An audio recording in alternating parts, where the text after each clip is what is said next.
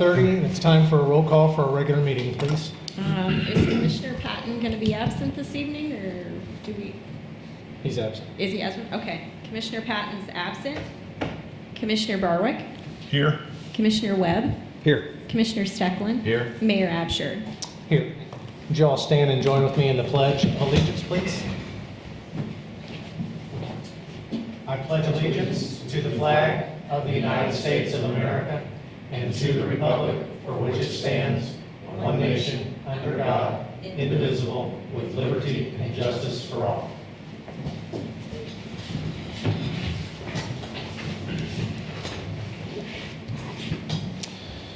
All right, that brings us to item 3, public comments and audience to visitors. This is the opportunity for anyone to address the council should they choose to do so, subject to a couple of ordinances as listed on the agenda, which are also located on the far left rear corner of the room back here. Does anybody like to address the council this evening? Okay, seeing none, we'll move on to the consent agenda, which consists of 2 items, A and B, this evening. Anybody on the council want either of these items removed and voted upon separately? Anybody from the audience want either of these voted upon separately? Okay, hearing no objection, I entertain a motion to pass the consent agenda as presented. I'll make that motion. Second. Any discussion on either item? Roll call, please. Commissioner Patton is absent. Commissioner Barwick. Yay. Commissioner Webb. Yay. Commissioner Stecklin. Yay. Mayor Absher. Okay. Under old business, last meeting you may recall we had something on here that I tabled. And if you look in your packet, there is a map, including this resolution. We'll just step through this. So there is a alleyway. This is behind Monroe Cleaners, south of Monroe Cleaners and RX for Pools. There's an alleyway that butts up against their building, and then an area, these 2 lots that's owned by Fred Monroe, that's kind of our pathway between the senior citizens parking lot, which we've got about 100 parking places there, and that alley, which isn't very well defined, leads up the alley to the Civic Center. We're always looking for affordable opportunities to add more parking. I think, where'd Cody go? Is he still in here? I think Fred Monroe actually approached us about this, but I may have that wrong, about the concept of reshaping this a little bit because it's a little uneven, and then asphalting this for parking. So we mapped this out. This would give us about 20 parking places, plus or minus. We've entered into some leases like this in the past, a couple of them anyway. One was with the church, First United Methodist, and another was with Steve Fowler over here behind the Civic Center. Where basically we don't pay anything to lease the land. We do pay for the property taxes on the land, and we pay for obviously the asphalting and the maintenance of it. And that's what's being proposed here. What's not settled is, the reason I tabled it last time is this, you might see an L piece to this property down here. Originally, we were thinking he was going to let us pave that too. He was going to get another 20 parking places. Of course, it was a lot more to pave. That ended up changing, so we had to get a different bid and so forth. So it's really not critical whether we do this or not. What I like about this is that I don't know how many people will ultimately park there, but I think some will for Civic Center shows, for the new businesses on the square.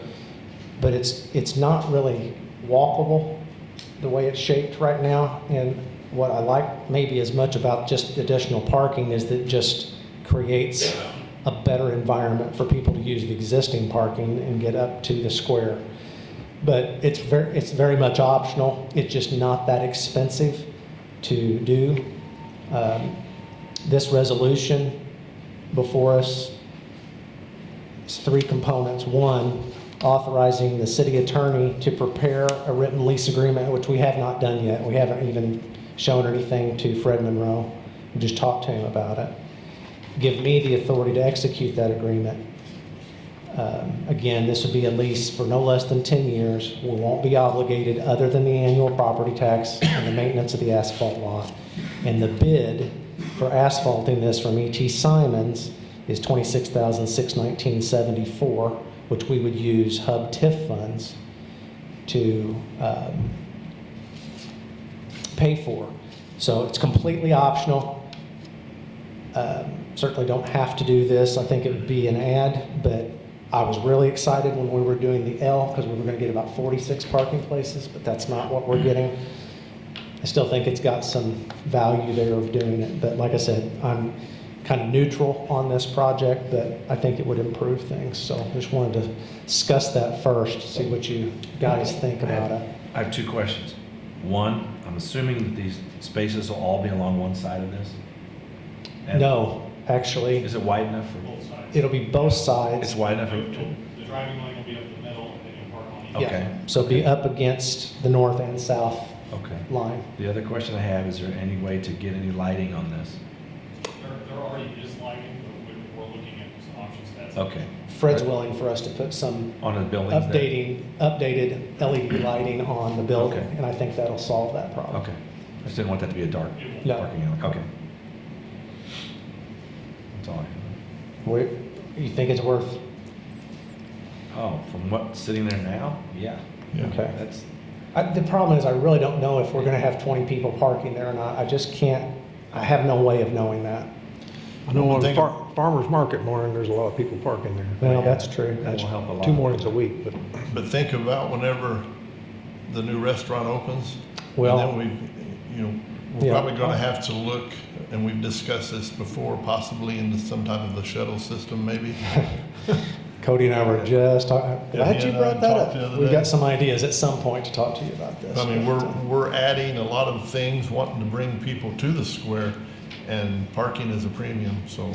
Well, when these come up, that's why I want to bring them before you and see what you think. I mean, it's just, in my mind, we've spent about $1,000 to $1,200 per parking place in the past when we've entered into these agreements. That's the rough math. This is a little bit more than that, but to acquire property and do that would be a whole lot more expensive, so it just seems to make sense to me when these come up, so, okay. Well, seems like you think that's a good thing, so I'd entertain a motion to pass this resolution then. I'll second that. I'll make a motion to pass resolution 2024-15, and then you can. I'll second that, I didn't yeah. say it right. Any further discussion? Roll call, please. Commissioner Patton is absent. Commissioner Barwick. Yay? Commissioner Webb. Yay. Commissioner Steckland. yay. Mayor Absher. Yay. Under new business, item 5, Police Department, Commissioner Barlow. Yes, I'd like to make a motion to approve the recommendation of Chief Fitz to hire Keith McFerrin as a school security officer at the agreed-upon pay rate between Marion Unit 2 schools and the city of Marion. Second that. Chief? Keith could not be here tonight, but he is retired recently from the Heron Police Department, so he spent a full career as a full-time police officer. I think he will do great things for our schools. Ready to be a wildcat instead of tiger? We'll work on that. Okay. So first and second? Yes. On that? Okay. Roll call, please. Commissioner Patton's absent. Commissioner Barwick. Yay? Commissioner Webb. Yay. Commissioner Steckland. Yay. Mayor Absher. Yay. Item 5B. I'd like to make a motion to approve ordinance 3973, authorizing the sale of a 2013 Ford Explorer that is currently assigned to the investigations unit to the city of Carrier Mills for $4,000. I would second that. Okay. Chief, is this just, how did it come about with Carrier Mills? Did we offer that because we knew they needed something? Did they reach out or? They reached out. Okay. We've sold one to them before, so, and he knows that we have new ones coming, so he reached out and asked if we had anything. And do you recall what the odometer is on this particular Explorer? No, sir, I don't. Okay. I believe it's over 100. We're very close to it. Okay. It was about 300 for a regular car, right? Yes. Okay. was the $4,000 is, that's probably in the ballpark, I'd say, of what it's worth, but how did we come up with that number? I didn't come up with that number. I believe Lieutenant Dwyer did the Okay. Kelly Blue Book and all that stuff. Yeah, well, it's about, I looked at it, it's about right. I was just curious. Okay. Could we have a second on that one? Yes. Any other questions on this?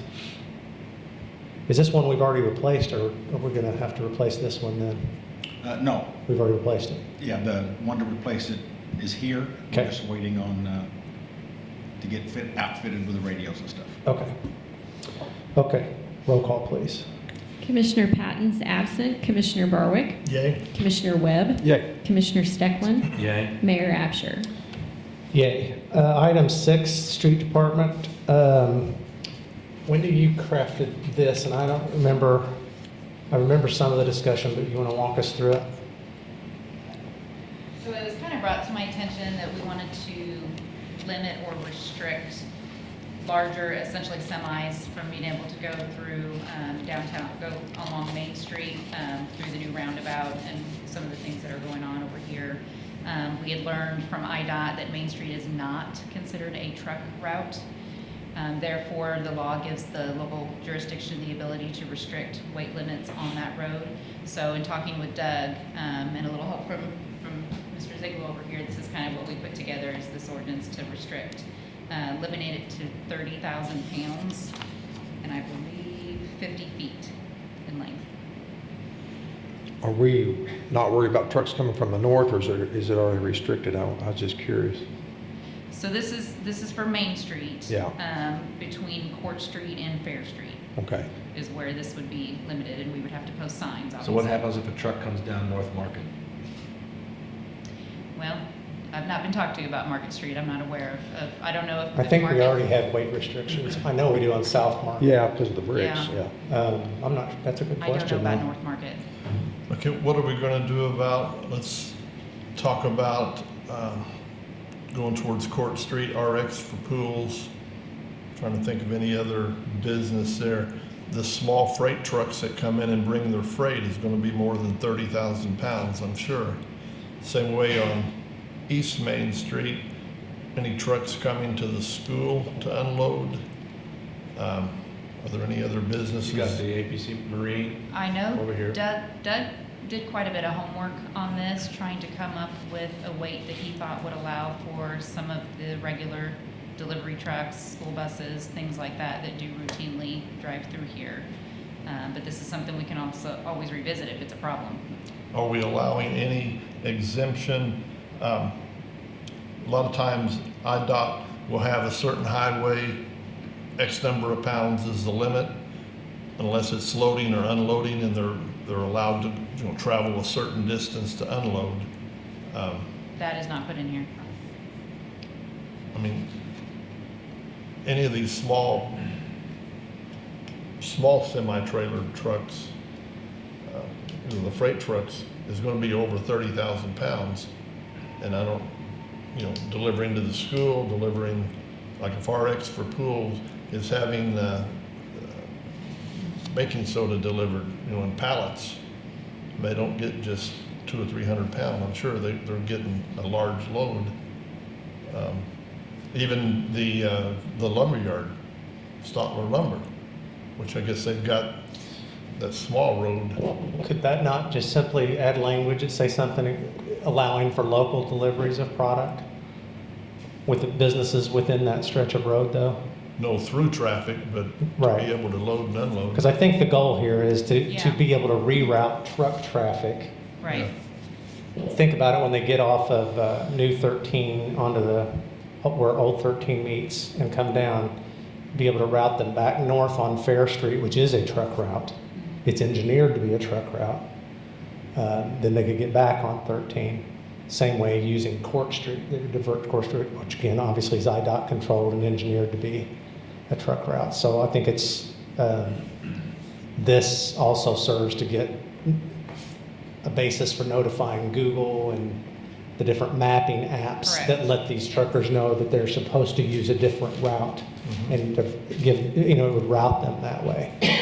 But And of course, somebody that's needing to come through because of some exigent circumstance can always apply for a special permit. We do those all the time. Yeah. But a grocery truck going to Small's Grocery, they're gonna be over 30,000 pounds. Yeah, well, I had a business contact me, everything they get comes on a 52-foot semi. And they would be, this would shut them down if we, because there's no other way to get to their business other than to come through the square. to Which get there. business is that? It's Well, any of them. ABC Marine by Washington School, the boat dealer. They get all their. Well, we could prohibit them coming around the square. I mean, they've got access coming down 13 up Fair. Well- And then Main Street. Yes. Same way coming up True. Main Street. True, although once you get in there by Washington School, it's pretty tight. It's not the case. I don't think it'd be as tight as trying to go around the square with it. Mm-hmm. Yeah, I think we need to keep semis off the square, but I think we're gonna have to allow access to some of these businesses for not through traffic, but to deliver. I think that's where permit process would come in, because you could have a designated route for each circumstance, you know? And that way they would know, stay off the square, but you can come in a background. So. Do you get requests for special permits? I know counties do all the time. Yes. From- Oversized, overweight permits, we do, yes. It's already that way. On the parking areas. Because you're also gonna have semis at the Civic Center. Yeah, I've seen those there before, but I don't know if they're coming Full out. size and unload. Of course, they unload by the Elks, but You just tell those local businesses for their deliveries to get with the oversized permit process. Because most of the problem is, right, the GPS is taking them through there, the guys that are going through. yeah. I was telling Jim earlier, I said, a lot of times it's not the semi that's the problem, it's the driver. I've seen that firsthand. Get a good driver, they can make it through there easy. Get one that, Yeah, I like I that. had thought about the Civic Center, because all those buses that are gonna be coming through are over 30,000 pounds. yeah, They all use college. yeah. What's that? They all use I'd say college. College Street. they generally use college. But they don't back out of there.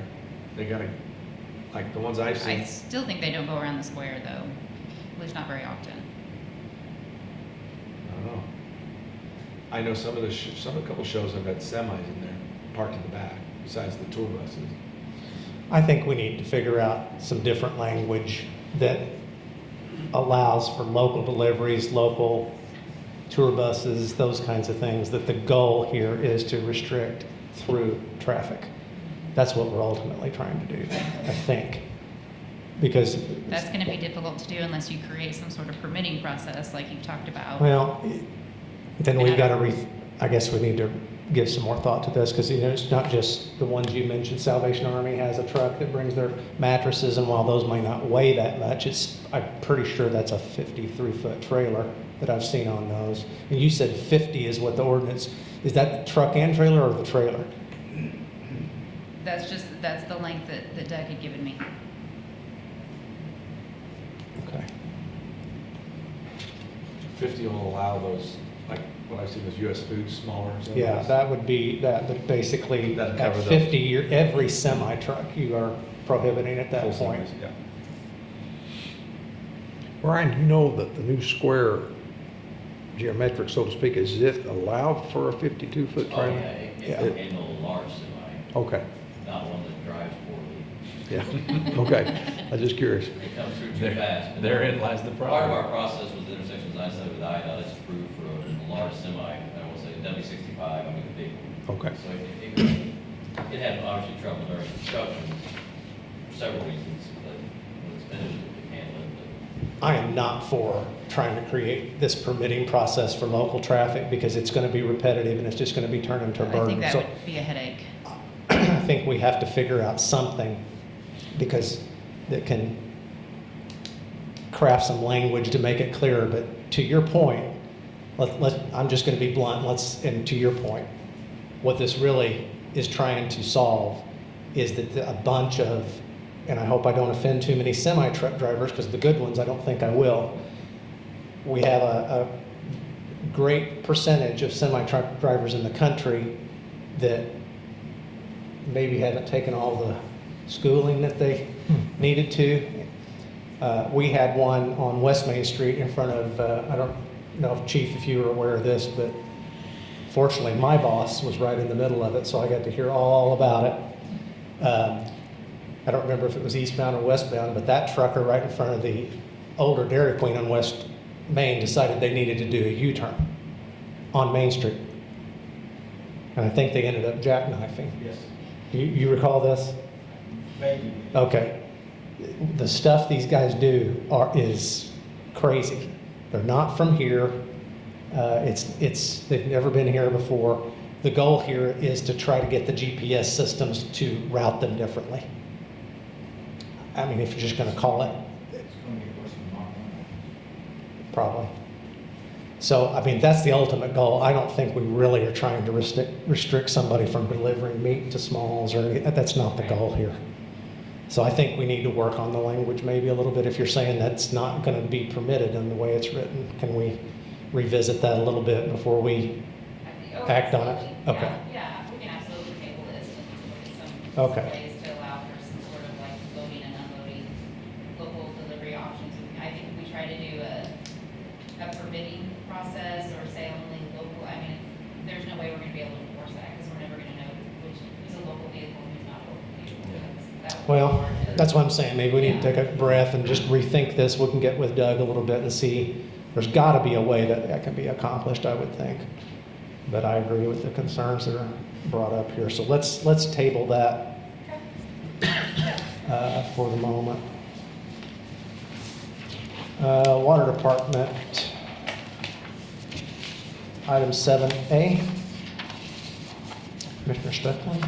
All right, this is the movement, the rerouting the water out of the 14813. So I would move to approve the engineering agreement with Horner Schifrin for the Route 148 Old Route 13 water main relocation project. I'll second that. Okay, so this is, IDOT is putting in a roundabout at 148 and Old Route 13. It's our responsibility to move our water. It's just pretty much that simple, right? Okay, any other discussion on this resolution? Okay, roll call, please. Commissioner Patton is absent. Commissioner Barwick. Yay. Commissioner Webb. Yay. Commissioner Steckland. Yay. Mayor Absher. Yay.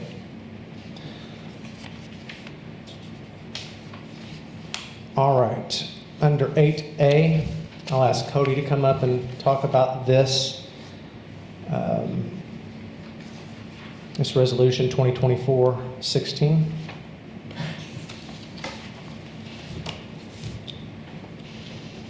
Okay.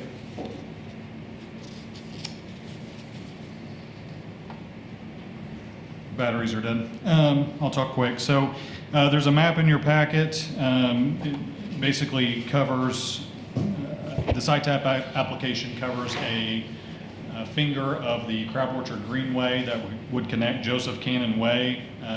The description on the agenda is incorrect. It would connect Joseph Cannon Way, not Oasis Sports Complex. It would connect Joseph Cannon Way to the COG. As you can see, it goes down Joseph Cannon Way, would take in a portion of property that we would need to acquire via right-of-way acquisition from the Deaconess Hospital. It would then continue down Bainbridge Trail and hook in with the COG there south of Old Route 13 on Crab Orchard National Wildlife Refuge property. This was on the original plans of the Crab Orchard Greenway plan, and thus we feel it's probably got a good chance of being funded through IDOT.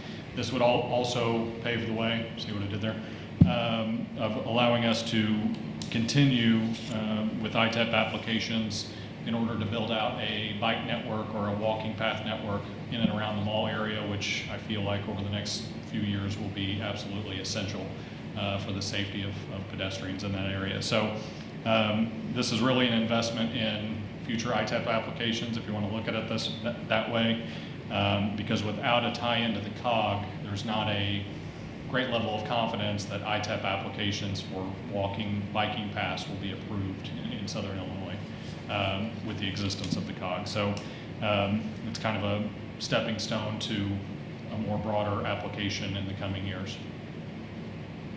Does Joe Cannon Way already have a bike trail on It it? does on the south side. Yeah, that's what I looked at on Google, Yeah. was what Yeah. it did. Yeah, and again, that could get a little interesting because we've applied for money to be able to expand Joseph Cannon Way to 3 lanes. With all the new businesses opening there, we feel like a turn lane in the center is going to be essential. And the only real way to move at this point would be, to add that lane would be to the south. So that could be a future project as well, which would then shift that bike path south as well. Okay. How will this eventually connect across 13? That'll be a future application, and that'll be Brian's office's job to kind of map that out.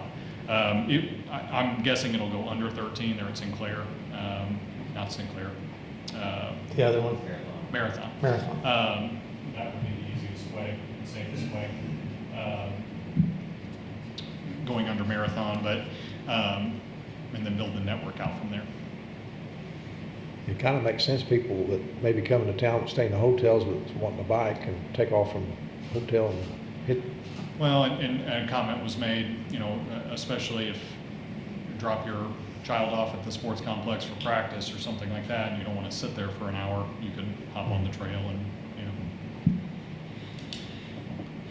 know. Are they still working on the crab orchard leg of it? Is it actively working on it? Absolutely, yeah, they're still clearing space and forming, I guess, the foundation at this point for them. We have an estimate of when that will be completed? By the spring, so hope this year, but by the spring we'll be done with the lake that gets almost to 148. Then the refuge has that grant money to get another piece of the lake done on their property further west. It seems like there's another gap in there somewhere. How are they going to get across the lake going towards Carbondale? They will build a bridge. The plan is to build a new bridge on Route 13. Yeah. Okay. Yeah. Not a bridge specific for the bike trail, it's just a wider. Widen the curve. Yeah. Right, but I think they're actually replacing that bridge. Like Yeah. the whole bridge, Right. and they're adding, kind of like on Westminster, they're adding. Okay. The city will be responsible for, these are 80-20 grants, the city will be responsible for 20% of that $2.1-ish million, so around $450,000. And that's probably what, a fiscal year 26, 7? What is this grant cycle? So these grants will be approved, I believe, in the spring, if I'm not mistaken. So at minimum, some of those costs will be FY26, likely construction FY27. Yeah. Okay, so we're looking at 2 budget years ahead of time, if we get it. And we'll budget for that, hoping we'll get it, but that's not an immediate expenditure. But okay. Well, I'll make that motion to adopt this resolution 2024-16, supporting an ITEP grant application to build a multi-use path from Joseph Cannon Way to the Crab Orchard Greenway. Note my change in what the agenda actually says based on Cody's comment there. Second that. Any other questions on this? Okay, roll call, please. Commissioner Patton's absent. Commissioner Barwick. Yay? Commissioner Webb. Yay. Commissioner Stecklin. Yay. Mayor Absher. Yay.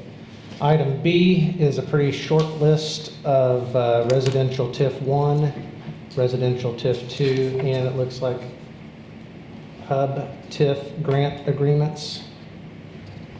It'd be my motion to approve fiscal year 25 TIF grants received through 8/23/24. I'll second that motion. Any questions on these? Okay, roll call, please. Commissioner Patton's absent. Commissioner Barwick. Yay? Commissioner Webb. Yay. Commissioner Stecklin. Yay. Mayor Absher. Yeah, Cody, I had one question on these res TIF. So we're over on the homeowner by $4,696. Yeah, Do so- we need to make a decision on whether we're transferring those funds or just going to over allocate? Well, that was going to be my question.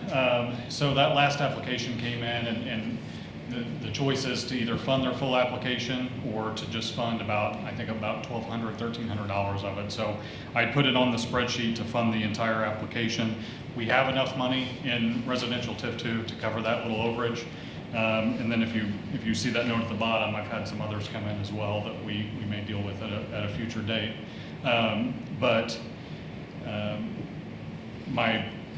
My preference or my ask of you would be to fund that last application and then cut it off at that point if we're not going to allocate any additional funds or anything like that. That way we can fund that full application and not short them on what they were hoping for. Okay, so these other three, you're saying, yeah, these are all res TIF 2 as well. So these are just ones that came in after the cutoff, basically? Yeah. So last year, the experience in residential TIF 1 was that we had, I want to say 7 or 8 grant approvals that never completed their project. So we had that money left over at the end. That's kind of what I've communicated to these 3 applicants and will continue to do so with any that we receive. But you know, in those circumstances, I didn't really have too many backups last year, too many backup applications like you could consider these. And so at the end of the year, we just had that money left over in residential TIF 1. So this year, Jennifer and I will probably start making calls sometime around March 1st, asking if of the ones that have not yet to complete their project, if they're going to. If they're not going to, we can go ahead and fund these projects because I believe in all 3 of these instances. The second one, I know for sure the work has already been completed. And so they weren't necessarily relying on the grant, but they were hoping for it because that second one was an emergency situation. So I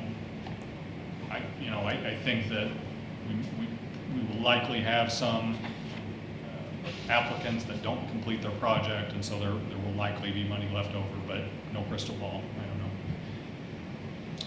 So on TIF 1, you showed total homeowner available of 50,537. Do we have a lot of pending applications there? No, just the 2 that you see there in front of you, or the one that you saw in front of you. There's no other pending applications at this point that I'm aware of. Which one in front of The very first one on the list is the only one approved tonight for residential TIF 1, and I have no. So was that 50,000 before that one was approved? That includes that one. Okay, so once we've already approved that. So we've got 50,000 there. Are there anything pending in residential TIF 1? Not at this point. So since we've got these viable projects in 2, and I know they're independent monies, but from an aggregate standpoint, could we not just reduce? 100%. Because we don't have anything pending there anyway. Right. Yeah, we can. And then we still get, I think you said the projects are done. I guess they're done one way or the other, but. But yeah, we could just essentially move. We could just say we have 50,000 in residential TIF 1 and TIF 2 grants remaining, and just take the application. What do you think about that? I like that idea. Just kind of look at it together and then go ahead. Can we go ahead and approve these 3 then? Your discretion. Yeah. Is, Wendy, can I do that? We've got 3 that were on this sheet. That's not specifically on the agenda that way. What do you think? And am I not right? There's Hub TIF's got them too. Can I show you? Those are for residences. That's not residents. Yeah. Different grants. So the agenda just says approved TIF grants received through 8/23. These were received. This is sort of a supplement that Cody presented us, and that's been our discussion here. Can I amend or make another motion at this point to include these ones here? Yeah, based on what's on the agenda, you can do that. Okay. So I'll add another motion for your second that we also approve the 3 that are on this same sheet, but that had not been accounted for in Cody's math above on the sheet. And that moving forward, we consider these one aggregate number so that kind of whoever comes first, we still won't spend any more than what we allocated, but there's no reason in leaving a whole bunch of, not a whole bunch, but some money in one, and then nobody gets benefit from Yeah, it. and we're getting into a season where it's going to be hard to replace a roof in December and January, Right. February, you know, so that may not be, they're obviously slowing down in residential TIF 1. So anyway, I'll make another motion that we also approve the 3 all TIF 2, residential TIF 2 agreements, grant agreements that were presented supplementally on the sheet Cody presented. Second that. Okay, roll call, please. Commissioner Patton is absent. Commissioner Barwick. Yay. Commissioner Webb. Yay. Commissioner Steckland. Yay. Mayor Absher. Yay. Okay, commissioner reports. Jim? Yeah, as far as street department, we've been working on some erosion issues along Crab Orchard Creek to kind of help improve drainage away from the city.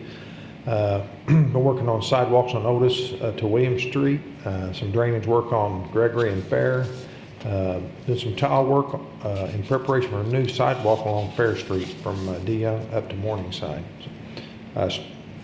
Been working on striping, new asphalt roads. The asphalt is finished, so all really remaining is just the striping, so that's going good. Mowing and just general cleanup around town. Cemetery, all's good.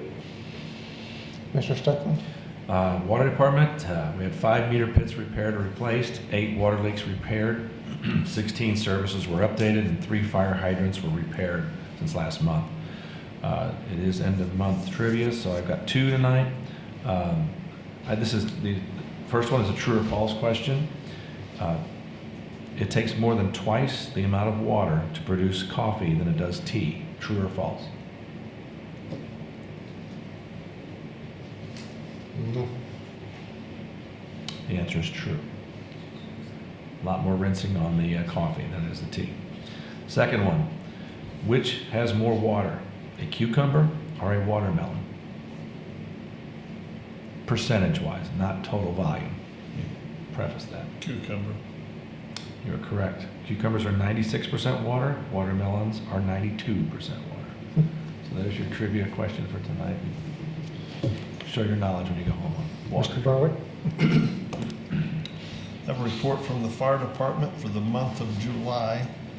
There were 12 fire calls, 11 300 series rescue and EMS calls, 14 hazardous conditions with no fire, 13 service calls, 9 good intent calls, 27 activated alarms for a total of 86. They conducted 5 annual safety inspections. Marion Police Department, for the month of July, there were 41 city ordinance violations, 221 criminal/traffic citations, 18 warrant arrests, 294 incidents were reported, 142 traffic accidents, and 2 DUIs. In the month of July, we had 1,774 dispatched calls, 1,992 911 calls, 4,593 non-emergency calls, and 181 ambulance calls. That's all I have. Okay. I'm going to use my time, not as commissioner report. We either call this my report or miscellaneous, one or the other, but I've been asked by a couple of different commissioners before the meeting starts to address this, and then Cody and I have been dealing with this some today because it's that time of year and tax bills have come out. So I want to talk a little bit about that because there's going to be a surprise, it appears, on some people's tax bills, in particular townships. Most of the questions we get about this is when there's a TIF district involved on a tax bill, because it's not the county's fault, it's just the way that the tax bills read. It makes it appear as though the TIF district itself is the culprit for your taxes going up. That is never the case. Never the case. It's not the way that TIF works.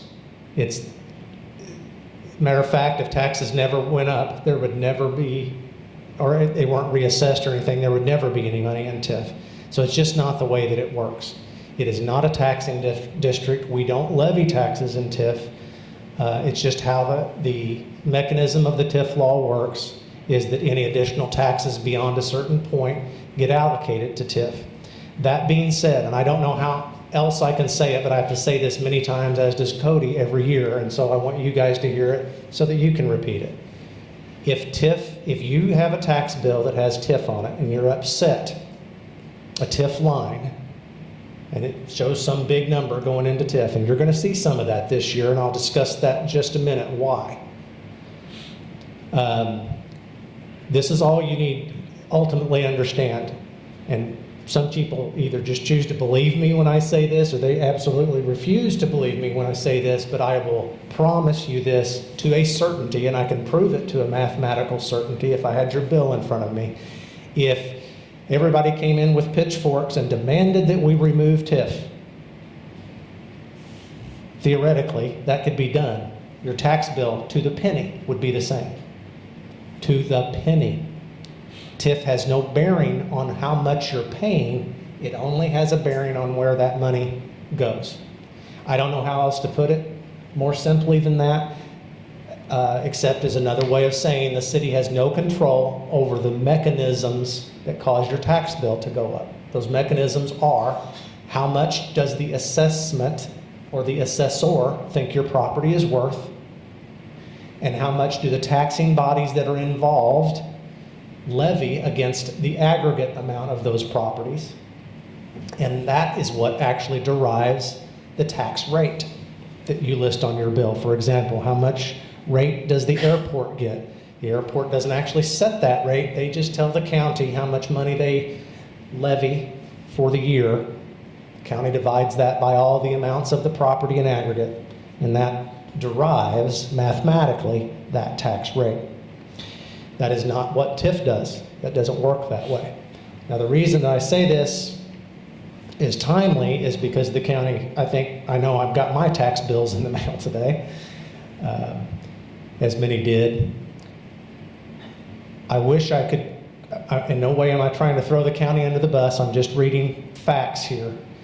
For the first time in my knowledge, the county has chosen, everybody, I think you guys probably, I know everybody's not familiar with it, the county has to equalize on the state level each year. And you usually see a 3%, sometimes it's 3.5%, 3.75% to make one county equal to the other. This year, the county, and this is not secret, it was published on this document. I presume that was in the paper at some time. I've got it right here. I've been studying it all day long, trying to understand the math of it. I wish I could tell you I understood it completely, but I don't. The townships this year, for the first time, they had a small one last year, and I missed it. I didn't even see that. But Blairsville, Heron, Lake Creek, East Marion, and Creel Springs all had a township equalization factor of 1.135. I don't really know how to explain that in layman's terms, but that's a chunk. That's as layman terms as I know how to get it. So the reason this came on my radar is East Marion, which is a big part of our, I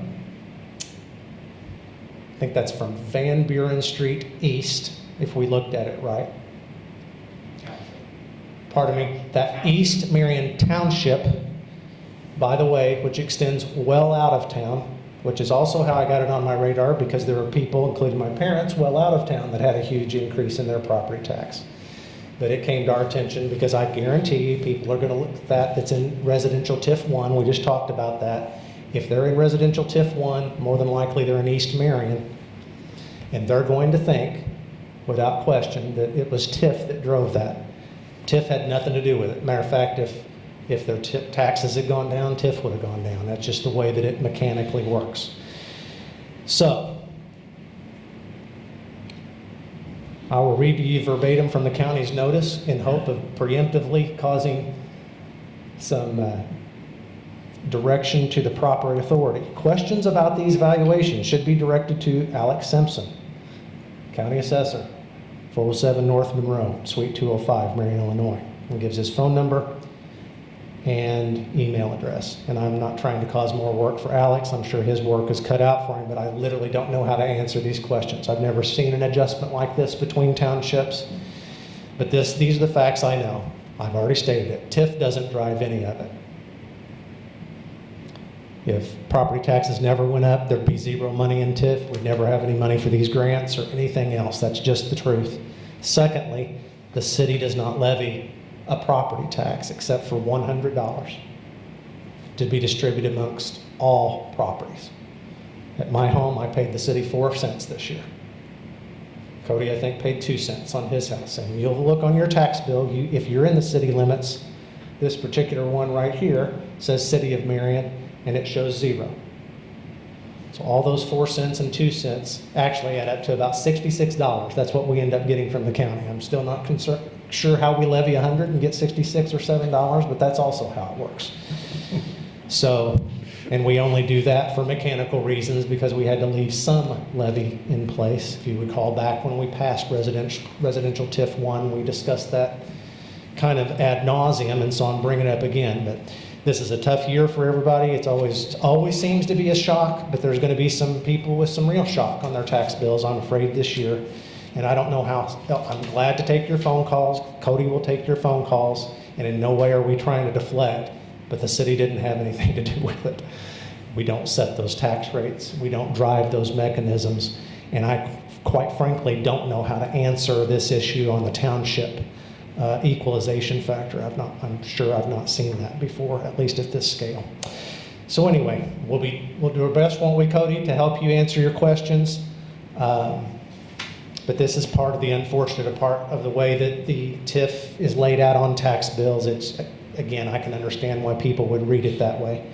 But one last time, if TIF did not exist, your property tax bill would be to the penny the exact same amount. It would not change how much you write your check for. That's the fact.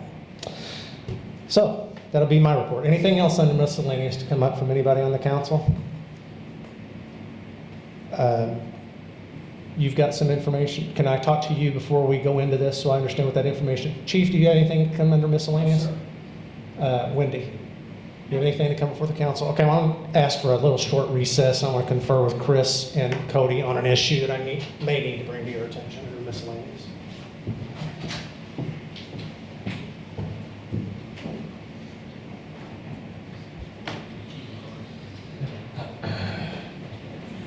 Definitely need some air.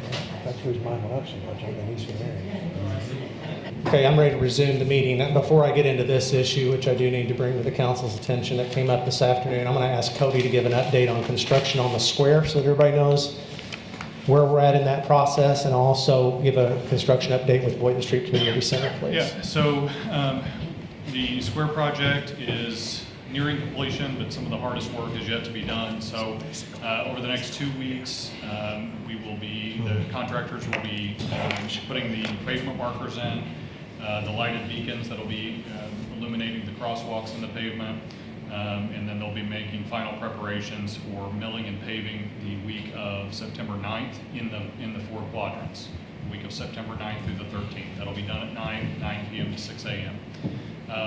After that, they will start laying the pavers, specialty contractors coming into town.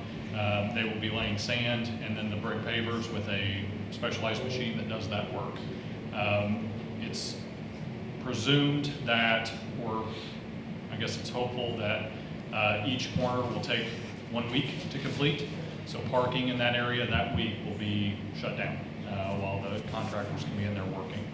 I've started today notifying the business owners in those areas as to when I think that their week is going to be, but that's what's happening there.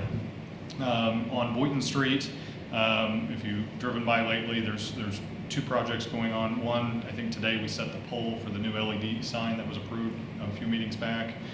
So that project's moving forward. On the construction of the addition, that project is due to be completed in December. They've got some events in there, I believe in early November, if I'm not mistaken, that they're going to have, that they're going to try and be somewhat done for. But it was a prefab building, so once they start building the structure, it'll go up rather quickly, which I believe is supposed to start here in the next 2 weeks. So that's what's happening with both of those projects. One more square comment, we've got 2 events coming up over the next 2 weekends on the square.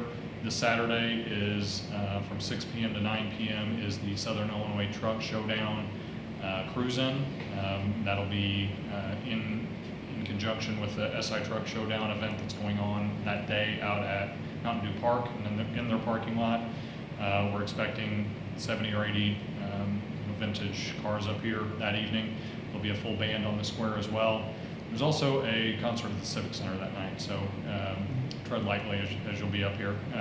But we expect quite a bit of activity. And then the following Saturday is the Veterans Parade, September 7th. The parade starts at 10 a.m. and then we will have a concert up here that evening as well. Dave Finley's coming to town. Prior to that concert, the Marion Stands with Veterans event that I hope you've read about those songs will be performed as well on the stage that will be set up in the corner by the Civic Center. So bring your lawn chairs for that event as well. Are you all familiar, have you read about this Marion Stands with Veterans and the songwriting thing? You've all clued into that? I'm going to say it one more time, just in case somebody wants to report on it. I think this is a really special, unique thing, and so the very short version of this is these professional songwriters come in from Nashville. It's a national organization that some local volunteers have put a lot of work in getting them here, and they interview local veterans. They've specifically tried to find some from different eras, like Korean War. Not too many World War II veterans left anymore, unfortunately. Vietnam, First Gulf War, Second Gulf War, Grenada, everything in between. Try to find some from different age groups. And they interview them on Friday and talk to them about their story and then write a song and put it into a form of a song. And then that's what they will be performing Saturday night. A free concert right up here with a stage on the square. And it's very unique. It's been done in other towns, other areas of the country, but obviously new to us. I think this will be rather emotional for those that have participated in it and quite worthwhile. If you will all please make your way down here and attend, and that goes for everybody in town. I really hope we have a good turnout on it. Freedom Sings is the name of that Yeah, organization. Freedom Sings. Yep. Will there be food trucks here? There will be we have 0 confirmed for either event. We're not organizing this Saturday's event, but for that event on the September 7th, we're relying on the local businesses to provide food that evening. Okay. On the 7th. I'm told Art Starts is doing a concession stand on the 7th, so yes, there will be food and drink. As a fundraiser As a for them, fundraiser, right? Yes. Okay. Yep. Cody, I've had questions on the Oasis Sports Complex. Yeah. Finish time still in the spring? Yeah, everything's still on track for that. It's really amazing what they've got done in a short period of time. Most of the base layer is down at this point, and it's thought that they're going to start laying turf here within the next month. So I know we've had complaints of dust and noise and that sort of thing. I think if we could get some rain, it would change that issue quite a bit. But a lot of the dirt is covered up at this point, and it continues to progress. Still on track for spring. Thank you. I've never seen more rock dumped in a spot than that in my life. It's quite a process. Literally semi after semi after semi all day long. Okay, thanks, Cody. Last issue, Chris, I'm going to make my stab at this, and then instead of putting you on the spot, maybe if you want to correct me on anything. This has kind of been a fast-moving thing this afternoon that Cody and I visited with Chris down at the hub. You guys will recall that, I don't even remember, several meetings ago we approved to repair and resurface the slide inside of the hub for the swimming pool. So think of that as sanding, gel coating, the bolts needed to be replaced that bolted these sections together. So this slide is fiberglass, molded fiberglass that we thought had gel coating like a boat would have on it. That's the typical material that's on there. They started this work yesterday in earnest. When they got there, I want to pass this is, again, this was all covered up by whatever was, it looks just like gel coating. It's slick, and they call this skin coat or something like that, but it's slick coat. What did he call it? Silk coat? Okay, silk, slick, whatever. It's obviously some sort of plastic that is adhered to the curve of this, but It's almost as if it's a wrap rather than a. Yeah, almost like you wrap a car instead of paint it. They'd never seen that before, except for one other application. They do about 450 of these a year. So leave it to us to have something unique. But they start sanding on this, and of course it just rips to shreds. It's brittle. That's what's actually failing, is this piece. So they've had to sand all of this off, which then requires a primer, which we didn't think we were going to have to do before, and then the gel coat, in addition to replacing the bolts and things. So we've been round and round with them this afternoon. I wasn't real happy about this. The good news is this number's about 2/3 of what it was. Is that right? Roughly, It was 43 earlier, right? So, 5. It's about 58% of what it was 2 hours ago, after I had a high-speed come apart. But anyway, the original contract was $58,300.27. We've already approved that. This change order, there's 2 ways we could go. One is that we work with them on a time and material basis, which I do not recommend that we do. I just don't think it's in our best interests. They're willing to do it a not to exceed price for this additional work of $24,850 and 0 cents. Project total is $83,150.27. Our only other option at this moment in time is to send them home. If we just like, no, we're done. The slide's kaput at that point. We just have to dismantle it, decommission it, and figure out something different. But there's really it's really kind of a black and white choice here. We either have a slide or we don't have a slide. Does this new code have a guarantee on it? it originally came with, the original project came with a 5-year warranty on it, and verify what if you guys understand it as though it would have one. I can check right now. They are priming it. They're bringing it down to that epoxy coat, they're priming it, so it should. I'm going to verify.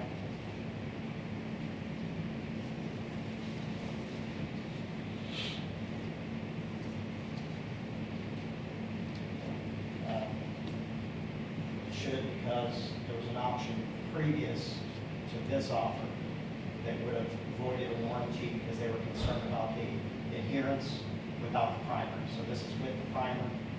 I'm verifying now what the warranty is. Okay. You're texting him right now, so we'll just hang away. So this whole thing is a little awkward. I had to talk to Wendy about it. This is not on our agenda to do, so we really can't vote on this. But this is beyond my approval authority or any one of our authority, but they got to know. And so we have to, basically, we will depend on what this answer is, I understand, but I'm asking for your verbal assent on this to whether, or we can tell them to pack it up, and I imagine it'll cost us tens of thousands of dollars just to dismantle this slide. There's a lot to it. So I don't know. That's in the corner, unfortunately, with their discovery of what this slide surface was that was originally provided on this particular slide, which is not used, to our knowledge, to their knowledge, not used any longer. I suppose this new coating will adhere to the slide. I mean, they didn't use that for a specific reason. I've physically touched it. It's down to the fiberglass Okay. at this point. So That's not going to be an issue. There's nothing special about the slide itself. No, it's just they wrapped it instead of put gel coat on it. Basically, I like that analogy because that's kind of what this is. The warranties in place as it states in the original contract that should be 2 years for gel coat. It's not 5, it's 2. I mean, is this something that has to be re-gelled then every few years? Should not. I mean, but I can't for certain say. I mean, that. did they give you some kind of a estimate on, this will last you 5, 10 years or something? Or, I can't imagine they'd want it to have to be redone after 2. No. That would be a really expensive. Well, frankly, I agree, but I would have imagined this should have lasted a lot longer than 10. Yeah, So, yeah. just the reality of it. So I need to know what you want me to tell them. I mean, we don't have to, just to be transparent, no, we can't vote on this to expend the money tonight officially because it's not on the agenda, but we don't have a practical example. If they leave tomorrow because we tell them to leave, we've got a sanded, unfunctional slide. So I need to know which way you And want. we've already spent how much? We have spent $29,150. That's another question I asked them. How much do we owe you if we tell you to pack it up and move on? No, wait, that's the deposit we've That's made. the deposit, that's 50%. Did they answer that question? That's, How much would we owe them if they just sent them home? They did not answer that. That's not a real good option. That was a kind of a smart aleck question I asked. and due to the sanding, the nature of it, it's a mess, and it would be a major cleanup for them. And they are gonna clean it They're up, gonna do the correct? cleanup. Yeah, they've got their power washers and They're a stuff. large crew, they're gonna do a cleanup. Well, it's gonna take every one of them to clean it up. It's a mess with the sanding. So anyway, my recommendation, I'm not very happy about it. My recommendation is that we go ahead and spend the money, but honestly, I'm okay either way. I'm not. But I don't know. I don't think we really have a choice at this Yeah. point. No, I'm fine.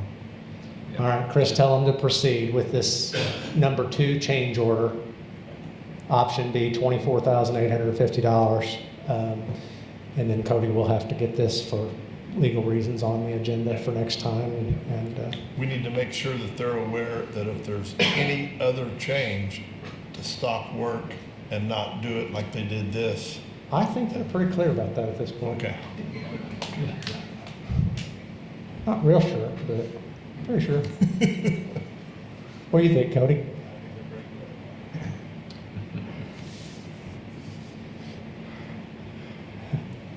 It wasn't a real good conversation this afternoon.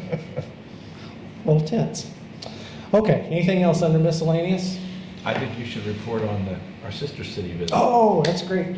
So we did entertain our sister city guests from Kanye Town, Japan. You may recall we went there last year. We had a wonderful time. They brought 8 students, 7 students. 7 students this year. Last year we sent high school age students. There's a disparity there because in Japan, the municipalities actually control the school districts. The superintendent reports to the mayor. But that only goes to the 8th grade. Then the state or the prefecture controls the high school and they have nothing to do with it. So they send us junior high age students and we send them high school age students. And that's the main purpose of this cultural exchange. This started because the current mayor, who's been the mayor for 20 years of Kanye Town, was friends at the time with the person that ran ISA in Japan. And so he kind of made this connection for us. And I think we forget just how much that 2,500 person employer, Japanese company, means to our economy here locally. And so it's been there for a while, so we kind of forget. But we've got a significant Japanese culture and contingent and neighbors here.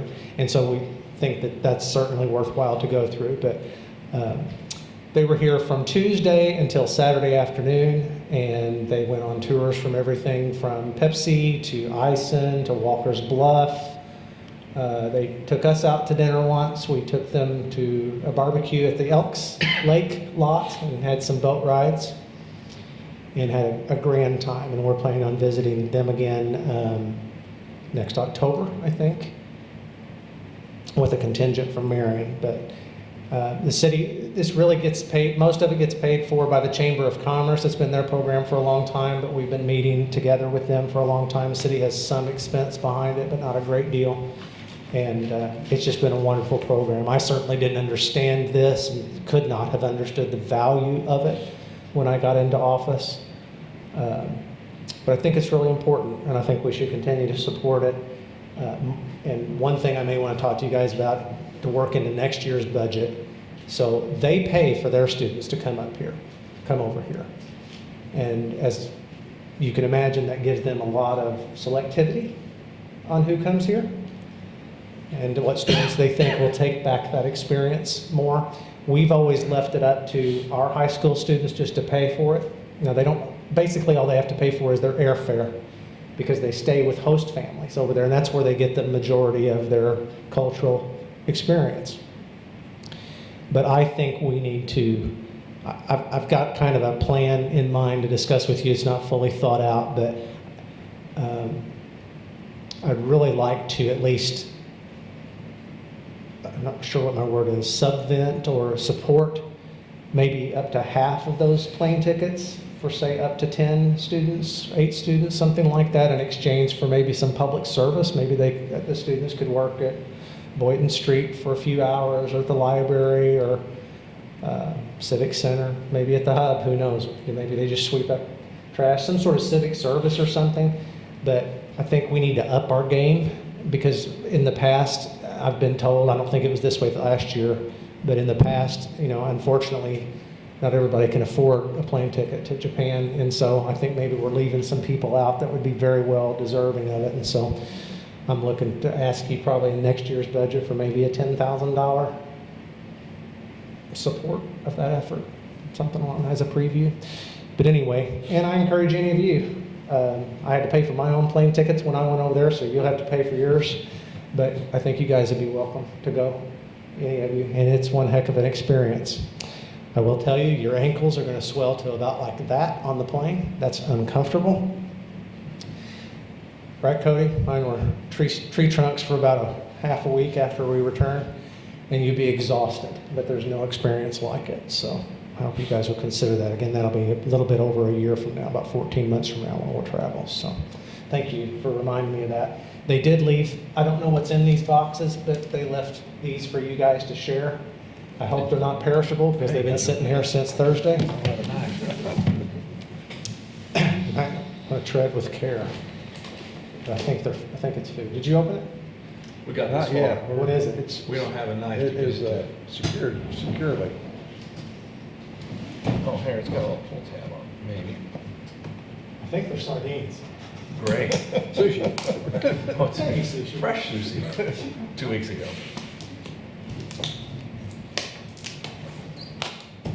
And as they were leaving, there was a hurricane bearing down on our town, and this town is at sea level. So if you had a 4-foot storm surge, they would be 4 feet underwater. I mean, it was, and that poor mayor was sitting at the blue and gold game Friday night, looking on his screen, and he was showing me this hurricane that was bearing on his city. And praise God, it went south of the island, and they didn't get it all. Are they? Oh, these are good. I think these are a box of cigars. No, they're cigars. Have one, Jim. This says cigar. I'm pretty sure the cookies. Could you try one and see if it's a cookie? Sure. If it tastes like a cigar, don't swallow it. They break apart. I That's think the these are cigars. really, really good. Yeah. If it's the same thing. Yeah, yeah. Cool. Well, it comes with a desiccant that says do not eat, so. All right. Anything else to come before the council under miscellaneous? Anybody have a need for a closed or executive session this evening? I do not. Hearing no need, I'd entertain a motion for adjournment. I'd make a motion to adjourn. Second. Roll call, please. Commissioner Patton's absent. Commissioner Barwick. Yay. Commissioner Webb. Yay. Commissioner Stecklin. Yes. Mayor Absher. Yeah. Thank you, guys.